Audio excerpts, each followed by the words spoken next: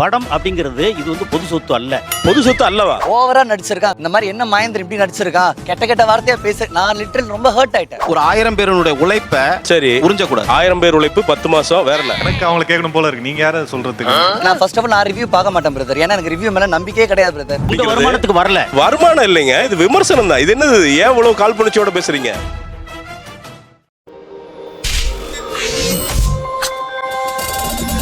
இந்த பக்கம் இருக்கவங்க எல்லாம் சினிமா திரைப்பட விமர்சனம் செய்கிறவர்கள், இன்னொரு பக்கம் இந்த பிலிம் ரிவ்யூ எனக்கு பிடிக்கல தேவையில்லை என்று சொல்லக்கூடிய பொதுமக்களும் திரைத்துறையை சார்ந்தவர்களும் இருக்கிறார். ரகு ஃப்ரெண்ட்ஸ் எல்லாம் வந்திருக்காங்க, நீங்க ஜாலியா பேசிட்டுங்க, நான் போயிட்டு அப்புறமா வர்றேன். ஒரு படம் நல்லா இருக்குங்கிறதுக்கு என்ன வார்த்தை பயன்படுத்துவீங்க, இல்ல அந்த படம் நல்லா இல்ல அப்படின்னு சொல்றதுக்கு என்ன வார்த்தை பயன்படுத்துவீங்க? படம் ரொம்ப நல்லா இருந்தது அப்படின்னா தைரியமா போய் பாருங்க. அப்படி பிடிக்கல அப்படின்னா உங்க டிக்கெட்டை நான் ரீஃபண்ட் பண்றேன் அப்படின்னு மட்டும் சொல்லுவேன். ஜென்ரலா ஒரு ஃபீமேல் கேஸ் ஆன ஒரு பெர்ஸ்பெக்டிவ் என்னோட ரிவ்யூஸ்ல எப்பவுமே இருக்கும். அது போக போக ஓகே இவங்கன்னா கண்டிப்பா இத சொல்லுவாங்க. மச்சி இவன்டா. ஆமாடா இவன்டா. இந்த தம்ப்நெயில்ல வந்து என்னோட ரியாக்ஷன்லயே அந்த படம் எப்படி இருக்கும்ன்ற மாதிரியான ரொம்ப கை தட்டி விசில் தட்டுற மாதிரி இருந்தா அந்த படம் சூப்பர். ஓ இப்படி இருந்தா படம் சுமார், அப்படி இருந்தா படம் சுமார். அச்சா யாரா இவனுங்க, எங்கிருந்துடா வந்துக்கிறானுங்க? ஷோ டைம்னு போட்டு ஒரு 3 மணி நேரம் ஆச்சு, 4 மணி நேரம் ஆச்சு, அடுத்த ட்வீட் வரல அப்படின்னாலே கோட் வேர்ட் அக்செப்டட் ப்ரோ அப்படிங்கிற அர்த்தம் தான் அது. 2-3 சுமார் படங்களுக்கு வந்து ப்ளூ கலர் டிஷர்ட் வந்து போட்டுட்டு இருந்தேன். ப்ளூ டிஷர்ட்டா அப்ப கண்டிப்பா படம் நல்லா இல்ல போல இருக்கு அப்படின்ற மாதிரி அவங்களா ஒண்ணு வச்சுட்டாங்க. சரித்தே டே ஆண்டியப்பா, இவங்களுக்கு மத்தியில ஏன்டா என்னைய பெத்து விட்டு போயிட்ட. ரொம்ப ரேரா ரோஸ்ட் பண்ற மாதிரி ஃபிலிம்னா அதுக்கு 2 கை எடுத்து கும்பிடுற மாதிரி அந்த மாதிரி ஒரு கும்பிட்டா முடிஞ்சு சோலி முடிச்சு. இப்போ ஒரு மோசமான படம் உங்களுக்கு பிடிக்கல, நீங்க இதை சுகர் கோட்டட் வேர்ட்ஸ்ல எப்படி சொல்லுவீங்க இங்கிலீஷ்ல? நேரங்க உனக்கே நல்லா இருக்குதா? நல்லா இருக்குன்றப்போ சரளமா அப்படியே தமிழ்ல வரும். இல்லன்னொனே கொஞ்சம் ஓகே இங்கிலீஷ்ல ஒரு சுகர் கோட் பண்ணி அந்த விஷயத்த சொல்லுவேன். Good and bad and good. Yeah கக்கூசியா வேற லெவல்ல இருக்கு. வேற லெவலா? வேற லெவல்னா என்ன லெவல்? என்ன லெவல்? அது வந்து ஆர்டிகுலேட் பண்ண தெரியாதவங்களோட லேக் ஆஃப் வெக்காபுலரி மாதிரி இருக்கு. செமைய. நீங்க ஃபிலிம் ரிவ்யூ பண்ணலாம். Thank you your honour, thank you. One time watch பண்ணுங்கன்னு சொல்றதே வந்து எல்லாருமே ரேண்டமா யூஸ் பண்ற வேர்டா இருக்கு. ஒன் டைம் பார்க்கலாம், அதுனா ஒன் டைம் பார்க்கலாம். இதுக்கு வேற வழக்கம் கேக்குறானீங்க. இது யாருக்கான படம்னா அப்படின்னு ஆரம்பிப்பாங்க. எனக்கு அவங்களை கேட்கணும் போல இருக்கு. நீங்க யார சொல்றதுக்கு? நீ ரொம்ப தகராறு முடிச்சோம் போல இருக்க. இந்த வார்த்தையெல்லாம் விட்டுருங்க, இது ரொம்ப கிளீஷே. சொல்றதுக்கு ஒண்ணு இல்ல அப்படின்றவாங்க. அப்புறம் 15 நிமிஷம் அந்த வீடியோ இருக்கும். அப்புறம் என்னத்துக்கு சொல்றதுக்கு இல்ல. சாரி ஃபுல் ரிவ்யூ சொல்லிடுறாங்க. சொல்லி முடிச்சுட்டு கடைசியா உங்களுக்கு பிடிச்சிருந்தா போய் பாருங்கன்னுவாங்க. அதுக்கு நான் ஏன் ரிவ்யூ பார்க்கணும் அப்படின்னு இருக்கேன் சார். நான் தான் சிரிச்சேன். சொல்லிட்டு சரிங்க. முதல் நாள் பார்த்துட்டு ஒர்க் அவுட் ஆகலன்னு நிறைய படம் நல்லா ஓடி இருக்கு. கொஞ்சம் டைம் எடுத்து அவங்க ரிவ்யூ பண்ணா நல்லா இருக்கும். இப்பதாயா நல்ல வார்த்தை பேசுற. இன்னொரு விஷயம் என்னன்னா, இவங்க எல்லா படத்துக்கும் ரிவ்யூ பண்றது கிடையாது. இவங்களுக்கு எதை ரிவ்யூ பண்ணா இவங்களுக்கு மைலேஜ் வருமோ அவங்களுடைய தனிப்பட்ட விருப்பம்னா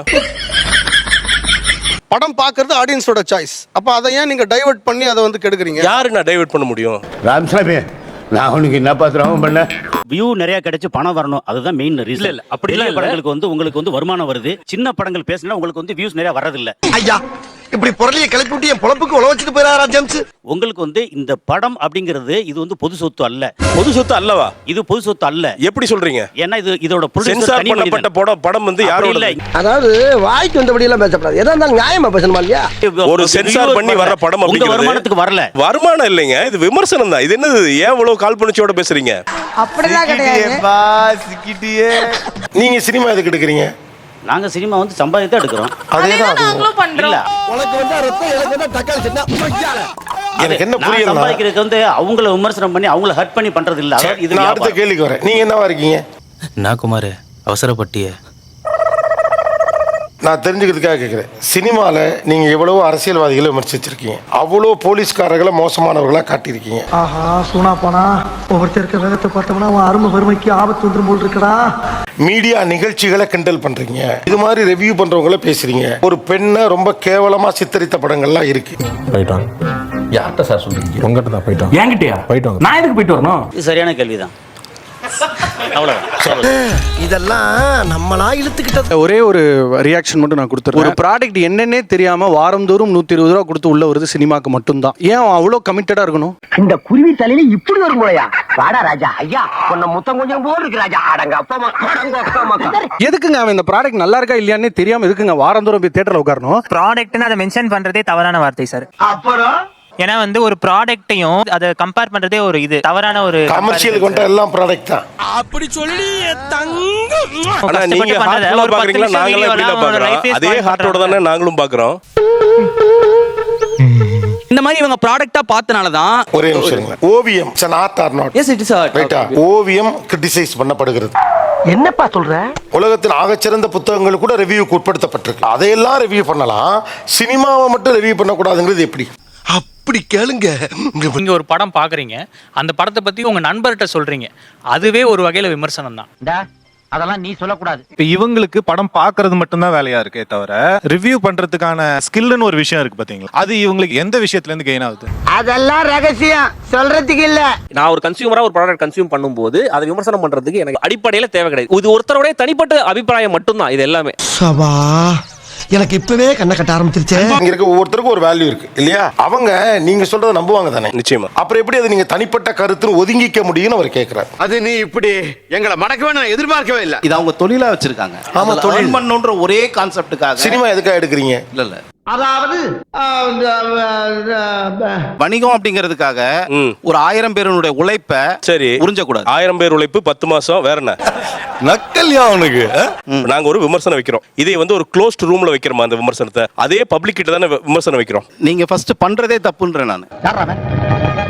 என்ன இந்த குசும்பானங்களா உங்களுக்கு? பண்றது தப்புன்னு நீங்க எப்படி நான் சொல்ல முடியும்? உங்களை விமர்சிக்கிறாங்கன்னு நீங்க எவ்வளவு கோவப்படுறீங்களா? இல்ல இல்ல இல்ல, இதுல கோவமெல்லாம் கிடையாது. அப்போ படத்தை விமர்சனம் பண்ண எவ்வளவு தகுதி இருக்குதோ அதே தகுதி என்னுடைய விமர்சனத்தை விமர்சிக்க கீழ இருக்கிற எல்லா ஆடியன்ஸுக்கு தகுதி இருக்கு.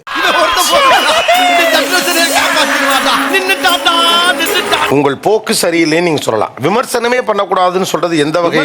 பண்ணலாம், அந்த படத்தை டேமேஜ் பண்ணக்கூடாது. ஐயா இவ்வளவு நாளா மூடி கிடந்த அறிவு கண்ண நீங்க திறந்துட்டீங்கயா. ஆனா டேமேஜ்க்கான அளவுகோல் என்னன்னா? டேமேஜ்க்கான அளவுகோல் என்னன்னா அந்த படம் ஓடாம பண்றது. ஒரு விமர்சகர் நினைச்சா ஒரு படத்தை ஓடாம பண்ணிட முடியுமா?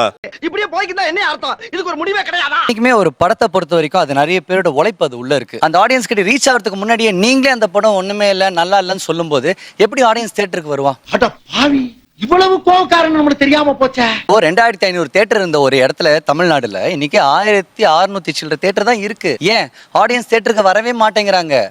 என்ன கொடுமை சரவணனது. அவங்கள வர வைக்கிறதுக்கே ரொம்ப கஷ்டப்பட வேண்டியதா இருக்கு. நீங்க எத்தனை நல்ல படத்துக்கு சின்ன படத்துக்கு ரிவ்யூ பண்றீங்க பிரதர்? ஆஹா நம்ம உசுருக்கு ஓல வைக்கிறான். என்ன பொறுத்த வரைக்கும் எனக்கு ஆடியன்ஸ் தான் பிரதர் எல்லாமே. நான் ஃபர்ஸ்ட் ஆஃப் ஆல் நான் ரிவ்யூ பார்க்க மாட்டேன் பிரதர். ஏன்னா எனக்கு ரிவ்யூ மேல நம்பிக்கையே கிடையாது பிரதர். நம்பிக்கை தான் வாழ்க்கை, வாழ்க்கை தான் நம்பிக்கை. இதே என்ன லேபிள் நான் ஒரு சீரிஸ் பண்ணேன், ஓவரா நடிச்சிருக்கான். இந்த மாதிரி என்ன மகேந்திரன் இப்படி நடிச்சிருக்கான், கெட்ட கெட்ட வார்த்தையா பேச நான் லிட்டரல் ரொம்ப ஹர்ட் ஆயிட்டேன். இல்லப்பா அடிமேல அடி விழுந்துகிட்டே இருக்குப்பா, எத்தனை அடியை தான் சமாளிப்பேன்? எல்லா லேடிஸ் கிட்டயும் கேட்டேன், அம்மா நான் இந்த மாதிரி அந்த சீரிஸ்ல கெட்ட வார்த்தை பேசியிருக்கேன், உங்களுக்கு எப்படி இருக்குமா, உங்களுக்கு ஓகேவா? கிட்டத்தட்ட 6 மாசம் நான் பாக்குற அம்மா கிட்ட எல்லாம் போய் நான் கேட்டேன். என்னடா சின்ன பிள்ளைத்தனமா இருக்கு. எக்ஸ்கியூஸ் மீ அந்த அம்மா எல்லாருமே என்ன தெரியுமா சொல்றாங்க? 95% தம்பி கோவம் வந்த கெட்ட வார்த்தை நம்ம வாயில வரும். அவங்க அவ்வளவு சிம்பிளா எடுத்துக்கிற ஒரு விஷயத்த நீங்க அதை ரொம்ப தப்பா பேசுறீங்க. அரசியல்ல இதெல்லாம் சாதாரணமாப்பா. எனக்கு நான் டைரக்டர் கிட்ட நான் கேட்டேன், என்னன்னா என்ன இப்படி பேசுறாங்க, நாளைக்கு ஒரு ஆடியன்ஸ் அப்படிதான் பேசுவாங்களா அப்படின்னு நான் கேட்டேன். அவர் சொல்றாரு, உண்மையான எமோஷன் இருக்கிறவனுக்கு எப்பறம் கெட்ட வார்த்தை நல்ல வார்த்தைலாம் தெரியும் அவனுக்கு. எனக்கு அதுல உடன்பாடே இல்ல சார். பழனிசாமி என்ன அர்த்தத்தில் இப்படி பேசுற? அவங்களுக்கு ஒரு அப்பாலஜி பண்ணணும். இப்ப நீங்க சொன்னது ரொம்ப வலியோட ஒன்று சொன்னீங்க. ஒரு விமர்சகருக்கு நீங்க எப்படி நடிச்சிருக்கீங்கன்னு விமர்சனம் பண்ணலாம், இவ்வளவுதான் எங்களோட எல்லை கோடு. தெளிவான ஆளியா நீ. நீங்க யாரு, எப்படி வளர்ந்தீங்கன்னு சொல்றதுக்கெல்லாம் எனக்கோ யாருக்குமே உரிமை இல்லை. அதை அப்படி பண்ணி உங்களை ஹர்ட் பண்ணியிருந்தா ஒரு விமர்சகரா நான் அதுக்கு மன்னிப்பு கேட்டுக்கிறேன். உங்களை போல நல்லவளம் படைச்சவங்களுக்கு ஆண்டவன் எந்த குறையும் வைக்க மாட்டான். சினிமாவை பார்த்து இன்ஃப்ளூயன்ஸ் ஆகாதவங்க யார் இருக்காங்க? அது பொண்ணு. நீங்க சொல்றது கரெக்ட் தான். மகேந்திரோட சீரிஸ் எடுத்துக்கிட்டீங்கன்னா அந்த சீரிஸ் ஒன்னதான் கடைசியில பேசுது, படிப்பு தான் ரொம்ப முக்கியம். இது சிரிக்கிற விஷயம் இல்லைங்க, எல்லாரும் ஆழமா சிந்திக்க வேண்டிய விஷயம். நீ இப்படி இருந்தீனா வாழ்க்கையில மேல வர முடியாது. மகேந்திரா தானே இதோட கதை. அதான் நானும் சொல்ல வரேன். இல்ல நோமா. ஆனா எனக்கு என்ன புரியலன்னா, தவறான விஷயங்களை பெரிய ஹீரோக்கள் குளோரிஃபை பண்றப்பலாம் நீங்க கொஞ்சம் சைலண்டா இருக்கீங்க. சிக்னல்ல கொடுத்துட்டாங்கயா, சிக்னல்ல கொடுத்துட்டாங்க. கெட்ட வார்த்தைன்னு நம்ம பேசுறோம்ல, அது வந்து ஸ்டீரியோடைப் குள்ள கூட நான் போல. ஒரு கெட்ட வார்த்தைன்னு எடுத்தீங்கன்னா அது யாரை குறிக்குது? உங்களோட வீட்டுல இருக்கிற பெண்களை அசிங்கப்படுத்துது. என்ன இதுக்கு இவ்வளவு கேவலப்பட்ட ஒரு பொழப்பு தேவையா? எல்லா கெட்ட வார்த்தைகளையும் நீங்க எடுத்து பாருங்க, அது யாரை அசிங்கப்படுத்துது, யாரை வந்து துச்சப்படுத்துது நீங்க பாருங்க.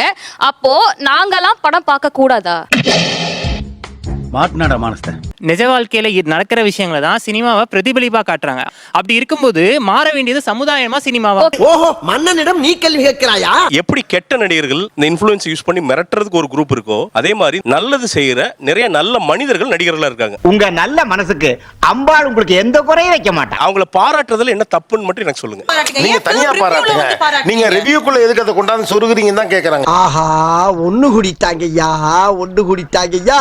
ஒரு நடிகனா ஒரு கரெக்டா ரெப்ரசன்டேட்டிவா இருக்காரு. ஃபிலிம் ரிவ்யூவரா அப்படி இல்லைன்னா நீங்க வந்து ஒரு ஸ்டாரோட ரிவ்யூவரா? எப்படி சிக்கிரிக்கம் பாத்தியாப்பா? கண்டிப்பா இதை நான் மாத்திக்கணும். நான் ஒத்துக்கிறேன். பெருமையா இருக்கா? ரொம்ப பெருமையா இருக்கு. ஏன் பெரிய ஹீரோக்கள் படம் ஒரு எல்லை தாண்டி பேச முடியவில்லை? அது ஒரு டார்ச்சர் வந்து உங்களால யோசிக்கவே முடியாது சார். என்னப்பா சொல்ற? ஒரு பெரிய ஹீரோ படத்தை நீங்க மனசுக்கு நேர்மையா 100% உங்களுக்கு என்ன தோணுதோ அதை பேசுனீங்கன்னா 6 மாசம் நீங்க போன் கால் அட்டெண்ட் பண்ணணும். போர் அடிக்குது, அந்த நாட்டு உனக்கு போன போடு. ஒரு பாயிண்ட்ல ஒரு பார்டர் வச்சுக்குவோம். இதை தாண்டினா பர்சனல் நிம்மதி போயிருது சார். மனசு ஒரே மீன் மார்க்கெட் மாதிரி கையாமையான்னு கத்துது. அதை லைப்ரரி மாதிரி அமைதியாக ஒரு தாய்த்து தான் கொடுத்தாங்க. நிகழ்ச்சியில் கலந்து கொண்ட அனைவருக்கும் கோபிநாத்தின் நெஞ்சார்ந்த நன்றிகள். மீண்டும் இந்த சந்தர்ப்பத்தில் பேசலாம். நன்றி, வணக்கம்.